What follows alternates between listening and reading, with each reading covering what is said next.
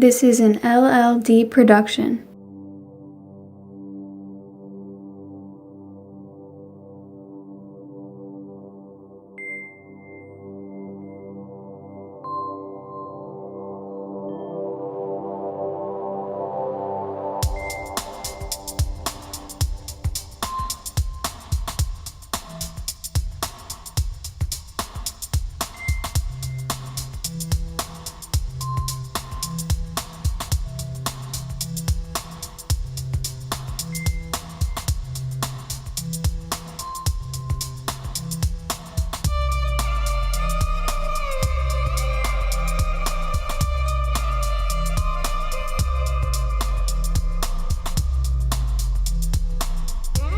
Welcome to this episode of Olia's Opinions, the podcast in which we take a better look into the world we love, learn new things, and debate the toughest issues the world has in store. I am your host, Armon Olia. I am a journalism student here at Drexel University in Philadelphia, and it is time to enter the new School of Thought. First of all, I want to thank everyone for tuning in. I promise this is going to be an awesome show. On this episode, we talk about a documentary that I have wanted to review for a while about one of the greatest critics in the history of the business, the impact of the work of the great Hunter S. Thompson on journalism, and whether or not we should take Michael Cohen's testimony at its word. You know, the congressional testimony that's been going on now for the last week? Yeah, we're talking about that too. However, before all that, I've just two quick announcements that I want to make before we begin this show, both of which are related. So first, as of Sunday night, Olia's Opinions finally, officially has an online store known as the LLD Superstore. We have a wide variety of merchandise. I'm really quite excited about it. We have shirts, hoodies, baby apparel, caps, mugs, aprons, buttons, bandanas, you name it, we probably got it. We don't have any stickers.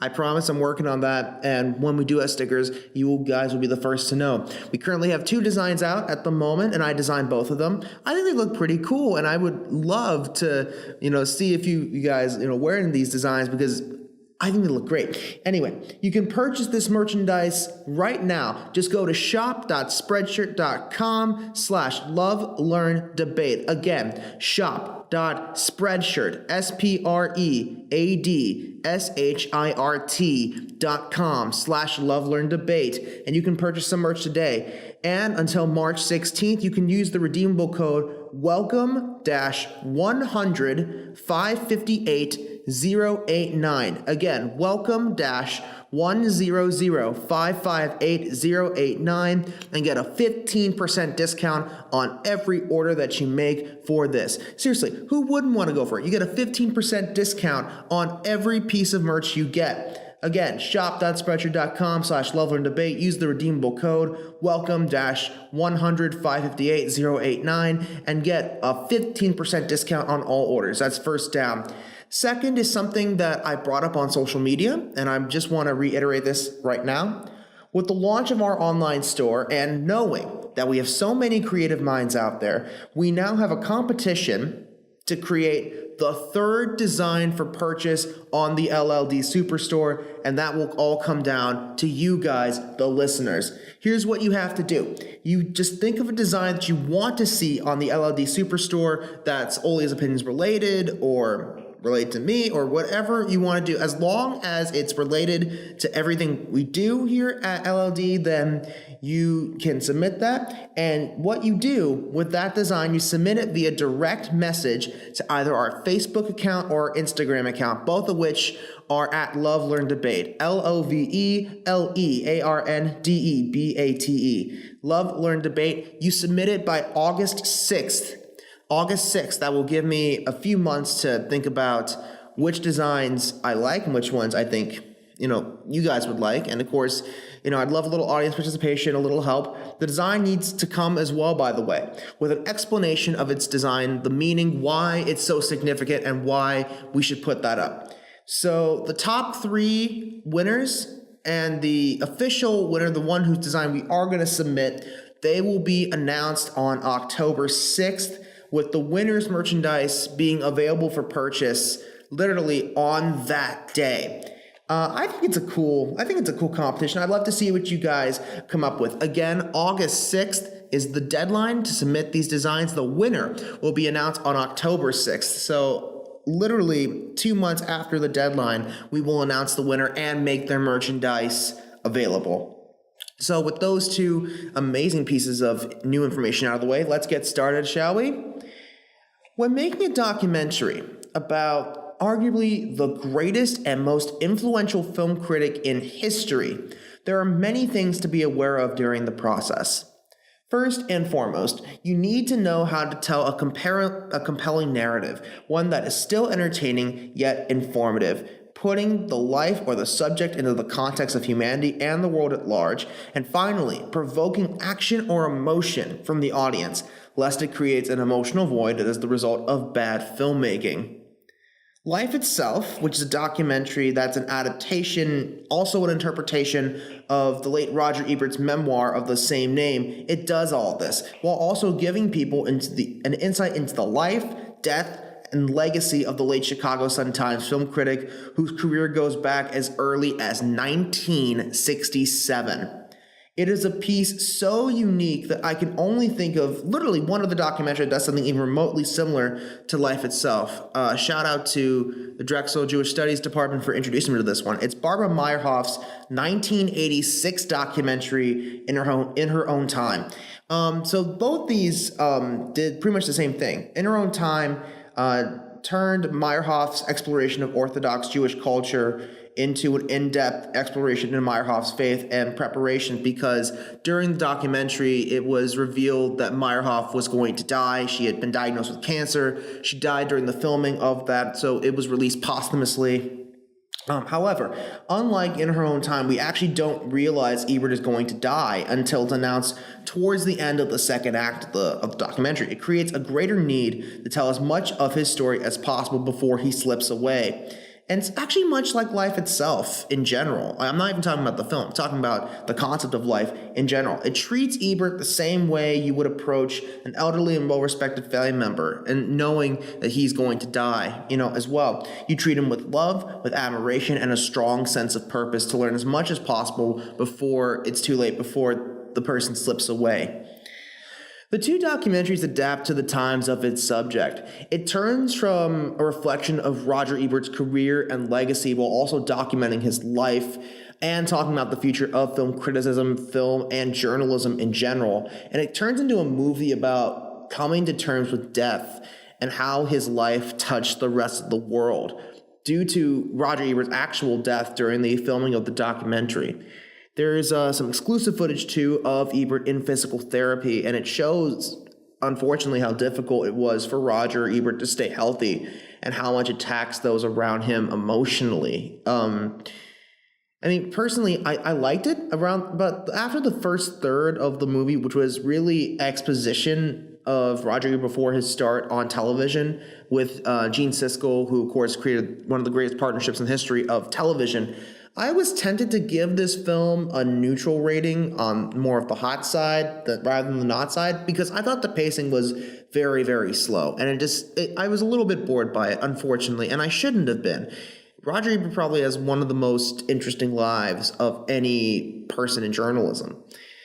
But I think even the documentarian knew that the main reason people were going to watch this documentary was to learn more about Siskel and Ebert in general. And so he was able to really condense it to everything we needed to know about Roger Ebert's past that created the Roger Ebert we know and love. These elements helped in learning the basic fundamentals of his personality. So, for example, him being the first film critic to win the Pulitzer, his reputation as a prankster, as well as an old school journalist, as well as his writing of the film Beyond the Valley of the Dolls, which actually I think gave him a better sense of what it takes to make a great movie, even though, I'll be honest, I didn't really like Beyond the Valley of the Dolls. I think it's a little bit camp. But then again, it was, 1970 it came out? I'm not sure. But he understood, though, how much work it takes to create a great film, and beauty can come from anywhere. But I will say this, the final 2/3 of the movie completely redeemed the first, in particular the interview with a very frequent recipient of Roger Ebert's praise, the great filmmaker Martin Scorsese. Martin Scorsese's sense of humor, intelligence, honesty, which is always very evident in both the critiques of his films and just his films in general, they really did shine throughout the interview that Scorsese did to show the impact that Roger Ebert could have on a person's life, both outside the film world and in the film world. On top of that, the documentary really succeeded in showing Ebert not really as a god, which I know a lot of people see him as because of his celebrity status and his mega status in journalism, but they show him really more as a human full of complex emotions and real life problems. And I'll tell you what, as a viewer, I felt you could never truly feel sorry for Ebert nor constantly admire him, which actually I think made Ebert more relatable and a much better representation than if someone had portrayed him as a godlike character. It's more relatable than the persona that you see on the television screens. It creates a more genuine Roger Ebert, which I think was the goal. It conclusively showed the evolution of Roger and the one thing every character must do in a narrative through the narration and testimony from others, which includes Gene Siskel's widow, Marlene Iglitzin, who cited the influence of Gene Siskel on Roger Ebert's personality. And she also add in never-before-seen footage of Siskel and Ebert combined with their best moments of the reviews of thousands of movies from the 1970s to the late 1990s and established their infamous partnership and created the core of the entire documentary. I will admit, as someone who is an admirer of Ebert's writing and distinctive voice, I was surprised to hear a voice that was recognizably Ebert reading passages from the memoir.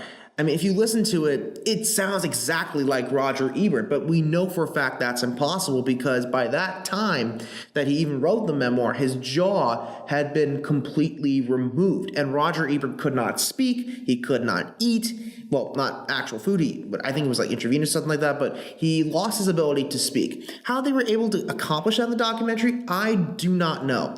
But it really helped create a documentary experience that was, much like reality, a mix of a sense of beauty, humor, and drama. And it's such a suitable film for someone who loved the art of film, such as Roger Ebert. So I think it definitely held up and then some. Like Toto in The Wizard of Oz, I think the curtain was drawn back to show the wizard we know as Roger Ebert in true form. And for what the documentary offered, it effectively pulled back the curtain and showed us a side of Roger Ebert that I thought was very worth seeing. I would give it a thumbs up, but then again, that's Roger Ebert's shtick, so I think a hot rating will do nicely. So yeah, well done to the documentarians. It's a great representation of his life. I do recommend go see it. That's a hot rating for me. I want to know, it's on Hulu, so you guys can watch this. What do you guys think? Do you agree with me? Do you disagree with me? Do you think I'm a little bit easy on this film? Am I going too hard? I want to know what you think. So go on www.lovelanddebate.com. You can click on the Love tab. You can find the article there. You can put any questions and thoughts in the comments section, and I would love to hear what you guys have to say. We're going to take a short break. When we come back after this song by Sophie Korn, we're going to talk about a style of journalism that changed the business but also has aspects that have been somewhat concerning to many. We'll be back after this.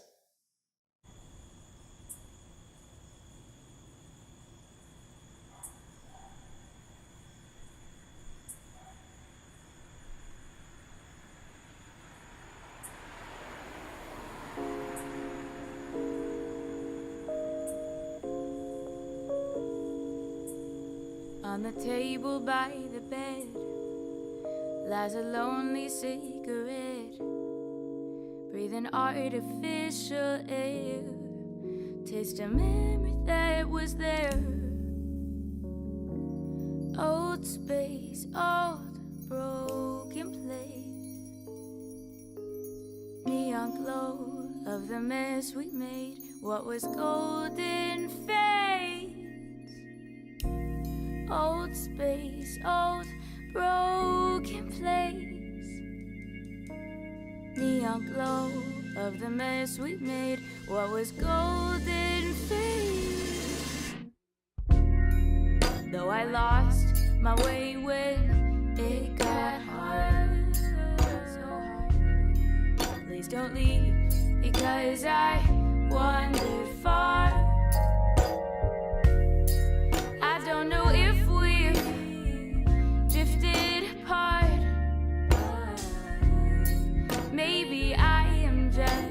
a deadly start.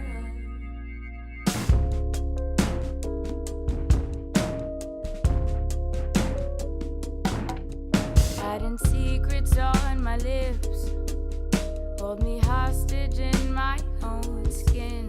Pull the switch chain, turn it off. Faithfully yours when I'm lost. Old space, old broken place. Neon glow of the mess we made. What was golden fade? Though I lost my way when it got hard. Please don't leave, because I wandered far, so far. I think that maybe we've fallen from free. Watch how duller stars become me.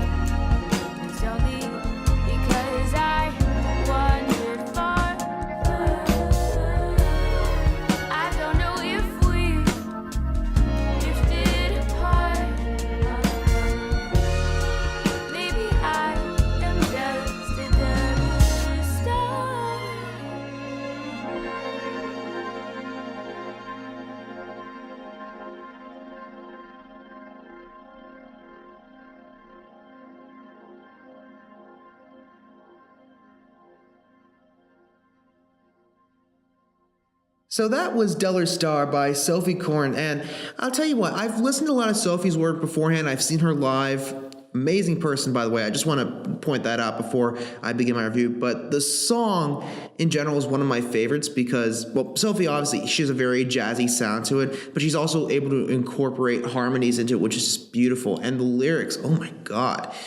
Like, it's a great combination of all three. I was able to relax. I was able to listen to it. I was really able to appreciate it, which not many songs can do nowadays. I mean, there are a few artists. Sophie's one of them that really makes you just sit back and enjoy the music. So before I just continue, I just want to say, Sophie, well done. That was a really good performance. Hopefully we get you at some point again. If not in this season, then hopefully in the future. If not on this program, then again on future ones. So again, this is Sophie Corn's most recent single, Duller Star, available on iTunes and Spotify. Sophie Corn's most recent single, Duller Star, available now on iTunes and Spotify. All links will be in the description. There are many names in this great institution of journalism that can be considered legendary. However, very few of them can claim they changed journalism as we know it. Hunter S. Thompson was one of those legends, and Gonzo was one of those game changers in journalism. In an American counterculture, sick and tired of the status quo, Thompson provided a fresh, first-person perspective of significant events of the time. That style, which they called Gonzo, came out of the new journalism movement of the 1970s, one that favored a combination of emotions and facts to not only tell a better story, but one that put all the facts in a more human context, and also to report the news in a way that would capture and hold the attention of its readers. It began unofficially in 1966 when Truman Capote published the first ever nonfiction book, In Cold Blood, looking into not only the two killers of the Clutter family of Holcomb, Kansas, but also the town who wanted to see those killers die. New journalism, however, would actually in earnest begin with Tom Wolfe's electric Kool-Aid acid test 2 years later, in which Wolfe chronicled a series of adventures with writer Ken Kesey of One Flew Over the Cuckoo's Nest fame and a group of followers known as, quote, the Merry Pranksters, attempting to start a new religion while taking a more in-depth look into the effect of psychedelic drugs such as LSD, which was, of course, popular at that time. However, Thompson would take new journalism a step further, adding a combination of satire, sarcasm, profanity, and social critique to create stories and pieces of journalism that were funny, raw, and informative. From The Kentucky Derby is Decadent and Depraved to, of course, Fear and Loathing in Las Vegas, Thompson took a humorous and deeper look into the dark side of American counterculture. These pieces would not only put him in the public eye, but would make him a well-known figure in political journalism and pop culture. Thompson helped advance the craft of not only journalism, but writing as a whole, with a narrative style unlike anything seen before. Now, 40 years later, the fact that Thompson's legacy still stands in publications like Rolling Stone magazine, which became famous due to his works first being published there, it shows the value of his style of journalism. Despite all the positives Thompson and Gonzo have brought to the metaphorical dance, some argue this style, as well as the new journalism movement, have contributed to sensationalism in the field, seen primarily on television and less so in print and online publications. Even Thompson himself felt that journalism didn't work to its full potential without the emotion that sensationalism employs. With the possible exception of things like box scores, race results, and stock market tabulations, there is no such thing as objective journalism, he said in his book, Fear and Loathing on the Campaign Trail 72. His statement rings true in his work, primarily about his encounters on thoughts on culture, politics, and most importantly, drugs and alcohol, as the stories that he tells isn't communicated through facts and statistics, but subtly through Thompson's misadventures. However, despite the inherent lack of objectivity in what is considered good journalism, Gonzo and new journalism can not only be considered good journalism, but also a significant improvement. The new journalism movement came out of the feeling that traditional journalism was too impersonal, and there was a need for a massive overhaul to put stories in a more human context, which is not only a goal in journalism, but also in writing overall. So new journalism began to mutate from traditional journalism in the form of a narrative style, adding emotion and humor, creating a more human perspective which could change from person to person due to natural bias. The addition of humor and the human perspective also gave journalism a new sense of honesty, since we naturally use these tools in real life to expose hidden truths. As a result, new journalism and its predecessors of a similar style not only became popular at a time of extreme political corruption and rising American counterculture, but 40 years after its rise is still popular and are still the main expectation from consumers. Consumers nowadays don't just want facts and numbers on a screen, but context and some levels of honesty. So new journalism in Gonzo can not only be considered good journalism when done right, but it can be even better because it makes the story more open and honest, the ultimate job of a journalist. So, are new journalism and Gonzo objective journalism? No. However, then again, it wasn't designed to be, nor is life intended to be objective. Has it caused sensationalism in the media now? Not enough to be blamed. If anything, the full rise in sensationalism can be traced to networks such as CNN and Fox, who keep operating 24 hours a day but with very little news coming across the desk. It can even go as far as the business side, who need to maintain a profit by putting up popular stories rather than the important ones. As such, stories that usually wouldn't get much attention end up getting the most attention, and the stories that should be getting the focus don't. The greater focus of the Casey Anthony murder trial over the trial of Bernie Madoff, who stole approximately $20 billion in a Ponzi scheme at the height of the Great Recession, is one example of many.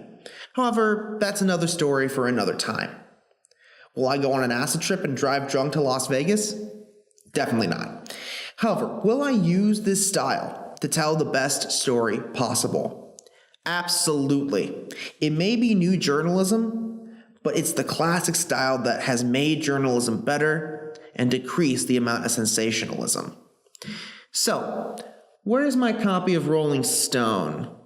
I don't know. But one thing I would like to know is what your opinions are on this. What do you guys think? Do you agree with me? Do you disagree with me? What are your thoughts on Hunter S. Thompson? What is your favorite work by him? What's your favorite piece of new journalism?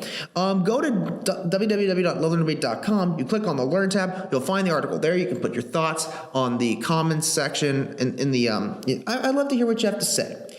So we're going to take one final break. When we come back after this song by Haley Knox, her most recent mixtape Hardwired, available on iTunes and Spotify with all links in the description. I will close out the show by discussing some interesting testimony that could prove to be a groundbreaker in the case against the Trump administration.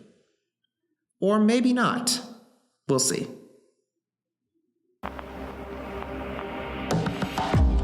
I'm getting tired in this waiting game. Wherever I am, I'm missing where I am. And lately my mind's been filled with so much angst. I love it here, but wanna be upstate. Where I wanna be is a picture that I paint. Sometimes I find it's better than the real thing. Where I wanna be, out on a limb. I know it'll lead me home again. Maybe it's fine if I just run away. And maybe I finally decide to stay. I stay indecisive, not making my mind up today. I'm thinking it's time that I just ran away.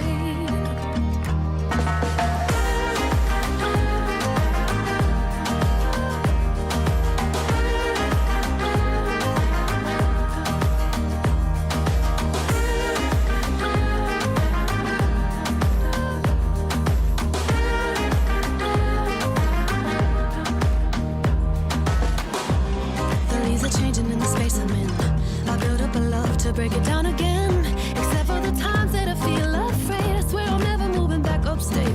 Where I wanna be is a picture that I paint. Somewhere that I can finally feel free. Wherever I land, it's always the same. I know it'll lead me home again. Maybe it's fine if I just ran away. And maybe I finally decide to stay. I'm staying decisive, not making my mind up today, yeah. I'm thinking it's time that I just ran away. Take me away, take me away, take me away. Take me away, take me away, take me away. Take me away, take me away, take me away. Take me away, take me away, take me away, yeah. Maybe it's fine if I just ran away. Maybe I finally decide to stay. I'll stay indecisive, not making my mind up today. I'm thinking it's time that I just ran away. If I ran away, if I ran away, if I ran away, if I ran away, if I ran away. Maybe it's fine if I just ran away. And maybe I finally decide to stay. I'm staying decisive, not making my mind up today. I'm thinking it's time that I just ran away.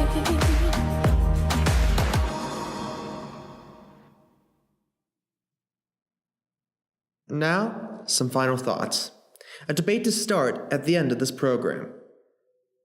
Ever since the start of the 2016 Russia election interference investigation and the revelations made by not only journalistic institutions such as the New York Times and the Washington Post, but also from special counsel Robert Mueller's infamous probe, there has not been a dull moment that has come out of Washington. From secret meetings between Russian officials and members of Donald Trump's election campaign, namely the president's eldest son, Donald Jr., to the discovery of hush payments made by Trump's now former lawyer, Michael Cohen, to adult film star Stormy Daniels, there hasn't been much that's been proven, and that a majority of Americans haven't already suspected. The fact, too, that many of Trump's aides have been found to have perjured themselves both on the stand and under oath, and you have the makings of a presidential scandal and media sensation on the same level as Watergate. Despite all the surprises and revelations made in the last 21 months, however, nothing could have prepared anyone for what Michael Cohen revealed in new testimony made before the United States House Committee on Oversight and Reform on February 27th. Within 7.5 hours, Cohen, visibly cathartic, not only revealed information already known through thorough investigation, but new pieces of damning information implicating the president and his campaign of numerous crimes, including conspiracy, obstruction of justice, interception of classified information, and perjury. Cohen most significantly revealed essential pieces of information which could prove to be lethal for Trump's career, including active investigations in New York State against Trump that have not been made public, Trump reimbursing a self-chosen bidder for a portrait of himself using money from a non-profit charitable organization, and Trump knowing more about Russia than previously thought and had business ties with high-ranking members of the Russian government. Most damning of all, however, Cohen confirmed that Trump not only knew ahead of time that WikiLeaks would release Democratic National Committee emails, but also implicated Julian Assange and Roger Stone, both of whom are no strangers to government conspiracies or criminal charges. Assange is not only the founder of WikiLeaks, a website which has been known to leak classified information, but is also a resident of the Ecuadorian embassy in London due to criminal charges and inquiries in numerous countries, including the United States, where he is currently indicted for leaking classified information, and sexual assault in Virginia, the United Kingdom for breaching bail conditions, and Sweden for sexual assault and rape. Stone, too, is not only facing obstruction of justice charges, in this case of election tampering, but he has also been linked to President Nixon's Committee to Re-elect the President in 1972, better known as CREEP, who helped organize and cover up the Watergate break-in that ended up forcing Nixon's unprecedented resignation in 1974. In short, Michael Cohen's testimony proved to be insightful, full of leads that could end up hurting the Trump administration and the 45th president in particular. The impact was further evidenced by the reactions made by the Republican members of the committee, all of whom heavily attacked Cohen and questioned his motives, in particular Cohen's proven history of lying on the stand, but also being heavily attacked by Trump, thus showing some level of prejudice and willful intent to hurt the Trump administration. Not only that, but the Republicans on the committee seemed to defend Trump, despite Cohen making all of these statements under oath and all of them falling in line with the proven claims of the investigators looking into not only Russian interference, but also other illicit activities by both the campaign and the administration. While I, at first, almost bought into the Republican side of the argument, in particular, the inability to trust Cohen due to his perjury conviction and the fact that he had previously lied on the stand and under oath, there were a few things that stood out that caused me to realize that while Cohen shouldn't be fully trusted, and rightfully so, he did mention items of substance that not only need to be further investigated, but are also somewhat truthful. First and foremost, Cohen had absolutely no reason to lie this time. In comparison to his previous occasion when he was Donald Trump's lawyer, he had no criminal charges against him and not much attention was on him, but more on Trump campaign insiders such as Paul Manafort. Also, knowing what we know now, and by Cohen's admission, the pressure was on him to lie on the stand, because if he did, he would be able to keep his job for another day. This time, we already know that Cohen will be spending 3 years in prison and will no longer be able to practice law, meaning at this point, he has nothing less to lose. Furthermore, Trump's throwing Cohen under the bus also gives Cohen more motivation to not only tell the truth, but to expose parts of the Trump administration that haven't been seen before. And already that has been proven to be true, as seen in his testimony. The most damning reason, however, why we know Cohen is telling the truth is in how the Republican members of the Oversight Committee reacted to him, namely attacking his credibility and attempting to paint Cohen as a liar and a turncoat. However, they did not attempt to defend the president, almost hinting that they already know that what Cohen said on the stand was true, but trying to bury it, but with attacking Cohen's credibility. A move that would have been genius had it been any other president, instead of one with a proven track record for lying and cheating. However, Cohen's testimony shouldn't be taken completely to heart, at least not yet. As stated previously, the Republicans are right on one count. Cohen has lied before, and his testimony is still in the process of being reviewed for factual consistencies.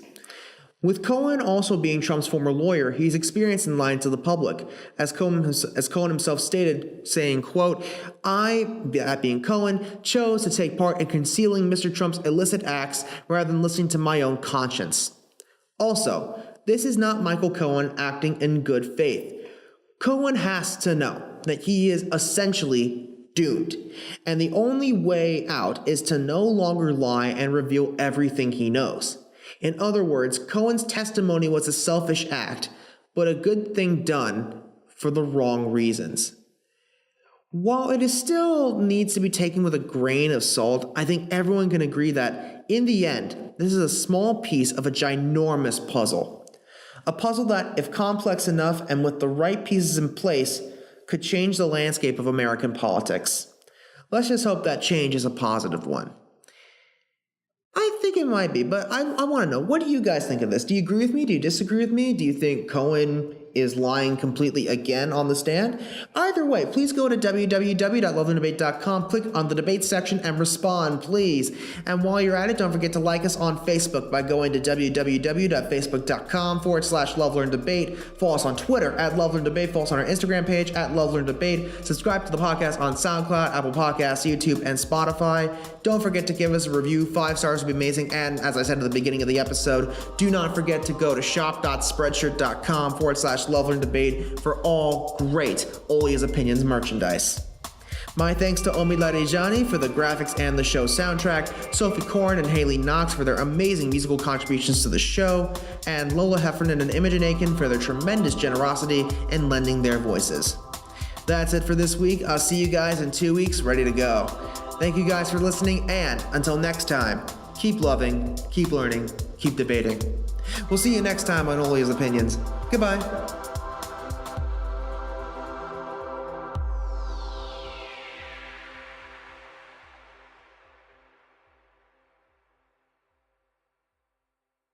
This has been an LLD production, recorded in Philadelphia, Pennsylvania.